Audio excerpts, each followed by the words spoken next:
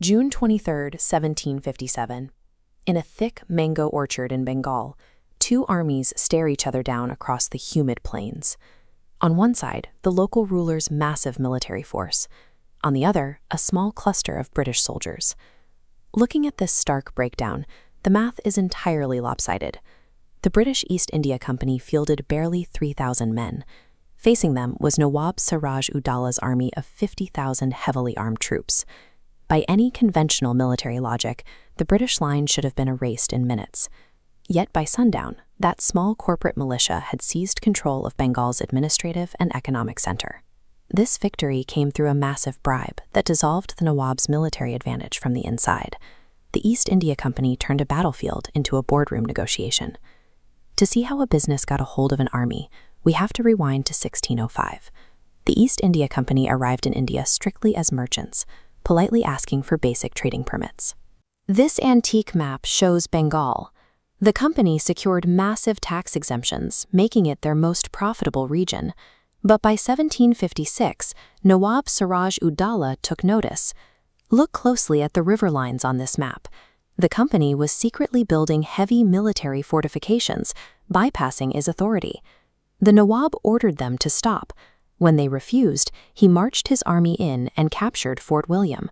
Behind the barred windows in this phonograph lies a small, stifling dungeon where the Nawab's forces locked up the remaining British prisoners overnight. In the suffocating heat of that tiny cell, 146 people went in. Only 23 walked out the next morning. The news of the Black Hole incident reached London, turning a local tax dispute into a corporate crisis. The company faced a harsh reality. Their forts were gone, their treasury was at risk, and operating solely as merchants was no longer viable. They decided to take control of the territory themselves. The company dispatched a military officer named Robert Clive. He sailed up from Madras with a heavily armed naval fleet and a few thousand soldiers, pounding the coastline to reclaim British property. The swift bombardment forced the Nawab to the negotiating table.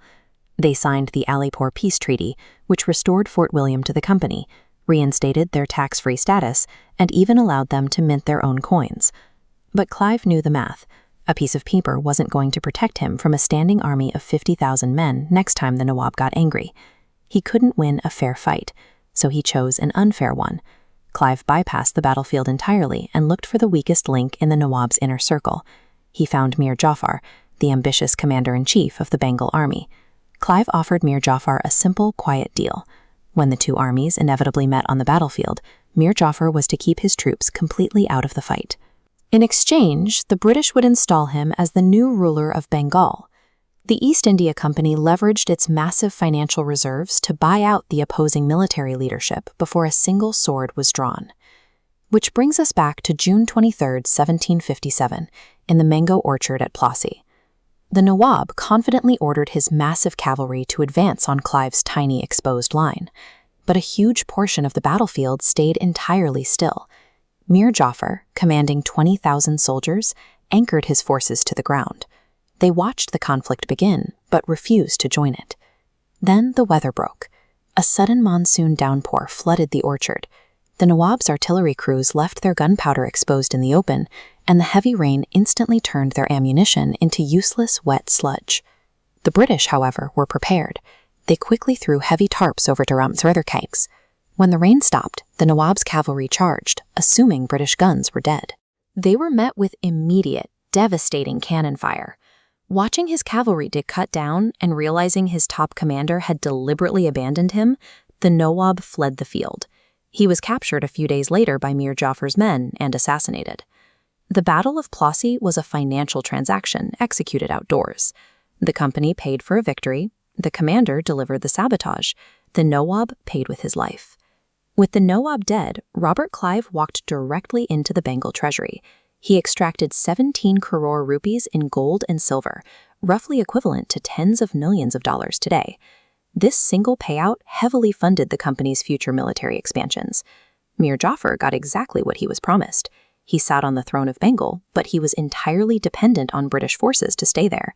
The company made the decisions, Mir Jafar simply stamped the paperwork. This relief marks the formal conversion of a trading firm into a sovereign governing body with the power to mint coins and command territory. On this map, the strategy proved wildly efficient. Starting from this red foothold in Bengal, the company used their wealth to systematically buy, bribe, and battle outward. Over the next 100 years, the rest of the subcontinent fell entirely under British control.